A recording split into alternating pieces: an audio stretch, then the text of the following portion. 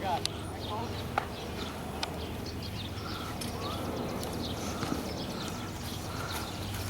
Baseball, and always will be, America's favorite pastime. Like America, it's had its ups and downs, its heroes and villains, its good guys and bad guys. This is the history of baseball, America's favorite pastime. Take me out to the ball game. Take me out to the crowd. Buy me some peanuts and Cracker Jacks. I don't care if I ever get back, 'cause it's root, root, root for the home team. If we don't win, it's a shame, 'cause it's 1, 2, 3 strikes, you're out at the ball game. Yeah, it's 1, 2, 3 strikes, you're out at the ball game.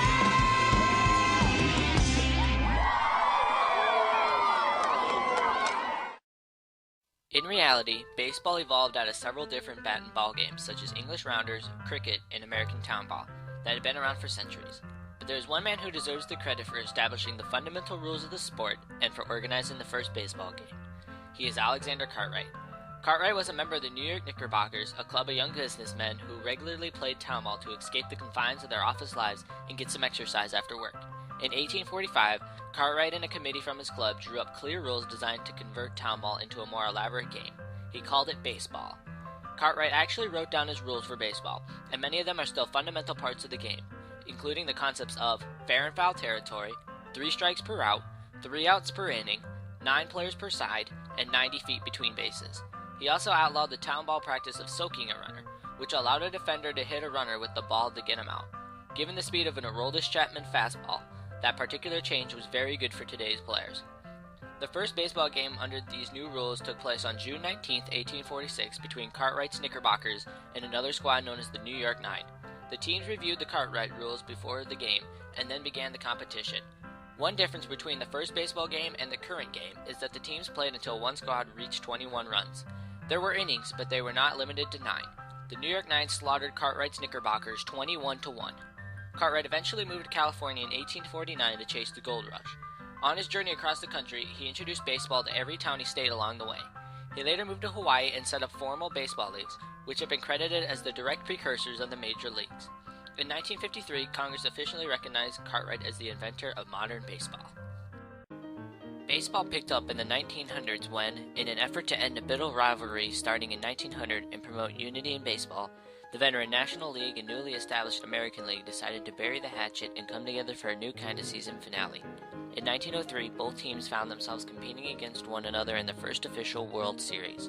Echoing the 1894 proposal of owner William C. Temple, Pittsburgh's Barney Dreyfuss and Boston's Henry Calilia agreed that their ball clubs, who were both pennant winners, should meet in a best-of-9 playoff series for the World Championship. Every game showed just how good the teams were. After the Pirates jumped out to a 3-1 series lead, Boston, behind Cy Young, came back in the series and won the series in 8 games. I thought I had to show all my stuff and I almost tore the boards off the grandstand with my fastball, said Hall of Famer Cy Young after the series. Ever since, the winner of the National League and American League competed in the World Series. Baseball was going fantastic. It was all fun during a time of Great Depression, but it was about to get a wake-up call when the 1919 World Series came around. Ladies and gentlemen, I present to you Ken Rivas, who is the founder of BackToBaseball.com. Ken, how are you? Fine, how are you? I'm doing fantastic. So let's start this interview off with the first question. To describe the 1919 Black Sox scandal and the effects on the public. Well, the Black Sox scandal refers to the fixing of the 1919 World Series between the Chicago White Sox and the Cincinnati Reds. 8 players of the White Sox were indicted for attempting to fix the outcome of the series. Because key evidence suddenly went missing from the Cook County Courthouse, including signed confessions from 2 of the players were acquitted. Although gambling had always been a part of baseball, most people, including the owners, ignored it. The publicity around this incident made it impossible to ignore, and for the first time, the owners created the post of Commissioner of Baseball. To show their seriousness to clean up the game, the owners appointed a federal judge, Kennesaw Mountain Landis, to the position. Landis immediately suspended all 8 players from baseball for the rest of their lives, even though they were acquitted in court. However, baseball lost its perceived innocence in any case after this incident. Baseball might have gone into decline were it not for Babe Ruth, whose home run exploits changed the nature of the game and brought it to a new level of popularity. Babe Ruth leads us to our next topic, which is one of the most talked about and most famous in all of baseball history, the trade and curse of the Bambino. Describe the curse of the Bambino. Well, the curse of the Bambino was a term coined by Dan Shaughnessy, a Boston sports writer, and refers to the 86-year World Championship drought of the Boston Red Sox after they sold Babe Ruth to the Yankees. Before the sale, the team was perhaps the most successful franchise in baseball. But it really should have been called the curse of management, because selling Babe Ruth prime was extremely short-sighted. It was said that Harry Frazee, the Red Sox owner at that time, needed the money to fund his playing no known the net. Rather, it was because Ruth was a problem. But that was exacerbated by Frazee's stubbornness not to pay him what Ruth thought he was worth, and was. Ruth became unhappy with the situation, behaved badly, and the Red Sox were forced to sell him to the Yankees. The Yankees went on, as we all know, to become the greatest baseball team in history, and the Red Sox deteriorated. It wasn't until 1967 and the advent of Carl Yastrzemski as a superstar that they returned to respectability. They lost the World Series that year, but to a better team, the St. Louis Cardinals. The next time they reached the World Series in 1975, they lost to another superior team, the Cincinnati Reds. In 1986, frustration seemed to reach an all-time high when, after leading 3-2 and winning 5-3 in the bottom of the 10th inning in Game 6 with 2 outs at Shea Stadium, things imploded. The scoreboard in right center field actually had flashed briefly, "Congratulations, Boston Red Sox, 1986 World Champions." However, the Mets rallied and won the game, culminating in one of the more famous plays in the history of baseball, a ball rolling through the legs of Bill Buckner for the winning run.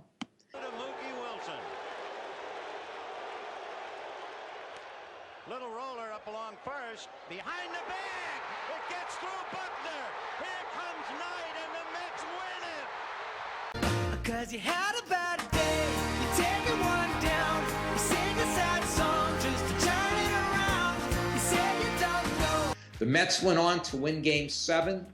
People said it was the curse of the Bambino. Perhaps, but more likely it was the Red Sox folding under pressure. Their pitching and defense let them down at the most critical time. It was to be another 18 years before the Red Sox made it back to the World Series. All right, very good.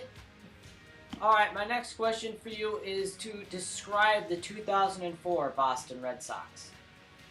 Well, in 2004, the Red Sox were in the midst of an 86-year drought.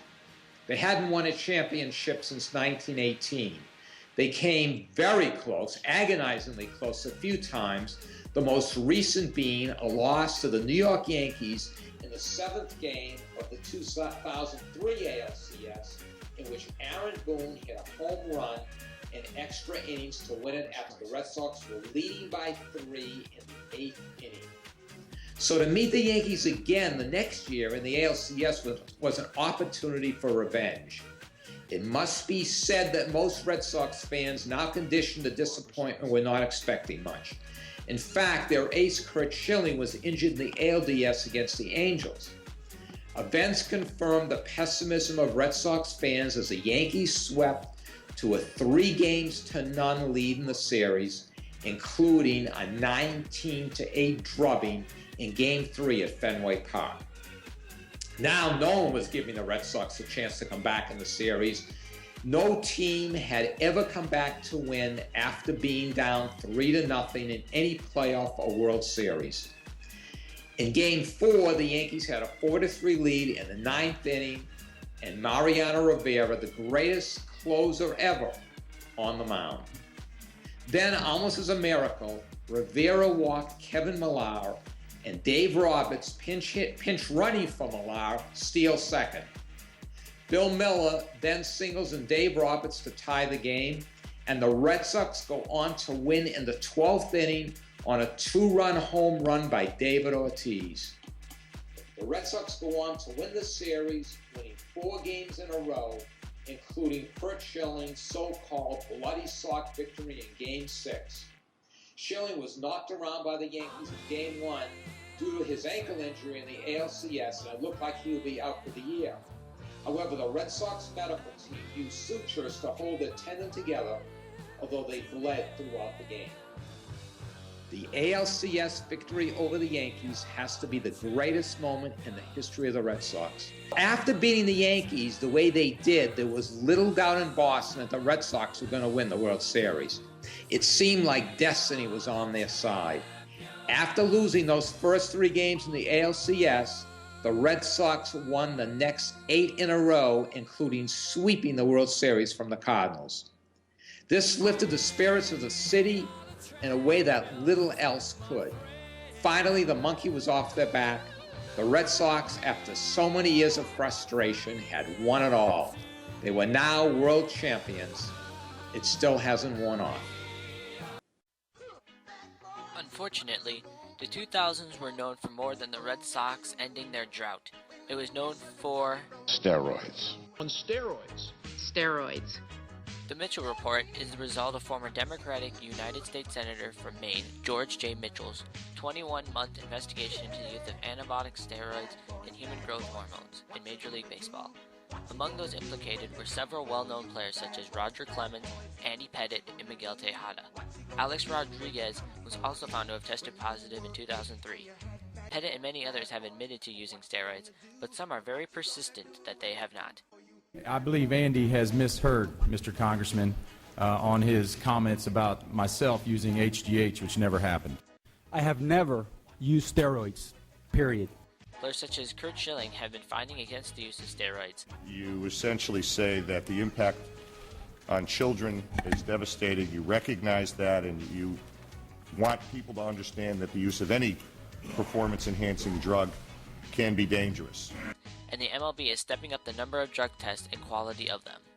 From the great players of yesterday, There's a long drive to deep center field base, back to the wall. That's an incredible catch. to the great players of today. The 2-2 pitch on the way. Swing and a miss. He struck him out. Verlander has done it again. Baseball has been America's companion, with new talent such as Steven Strasburg. Here. And the 0-2. He strikes out the side for the second straight inning. He brings his total to 14. Buster Posey. Here's the 2-2 pitch.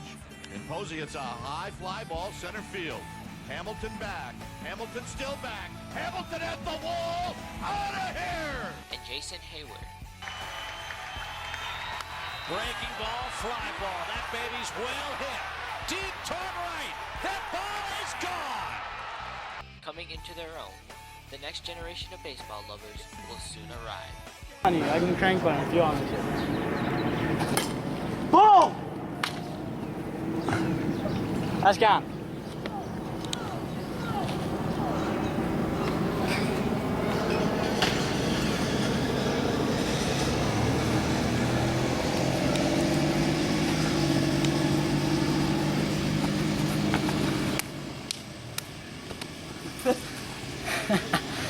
Baseball is America's favorite pastime.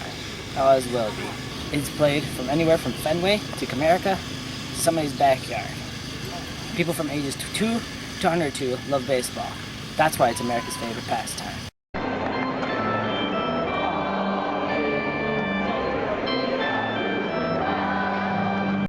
Find me some